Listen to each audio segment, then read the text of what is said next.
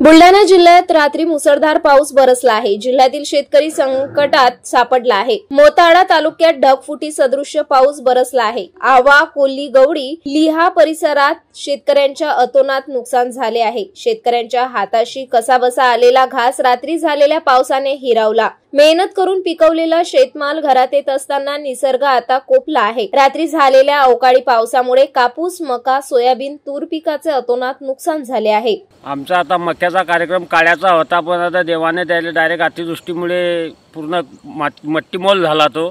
आता काय करायचं आम्ही ना शेतकऱ्यानं, कारण सरकार म्हणते की बुवा आता युवा लागल्याशिवाय तुम्हाला काहीतरी मदत भेटणार नाही।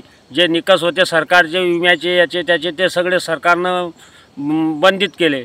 आता युवा लागल्यानंतर बी तोंडी घास आल्यानंतर आता उद्या परवा मका काढणार होतो आम्ही, तर ते देवाने त्याच्यात पूर्ण गुळाचं पाणी दावलं आणि कंबर पाणी आहे शेतामध्ये। पासून तर कापणीपर्यंत सगळा खर्च शेतकरी करून बसलेला आहे।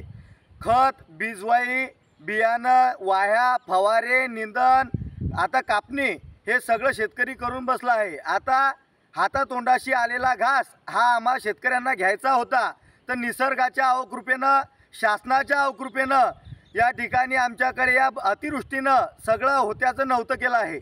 हा मका उद्या परवा काढण्याची परिस्थिती होती। त्या मक्यामध्ये गुडघा पाणी आहे। आपण पाहत आहे गुडघ्याभर पाण्यात या ठिकाणी जो मक्याचा गूर मारलेला आहे तो गुडघ्याभर पाण्यात आहे।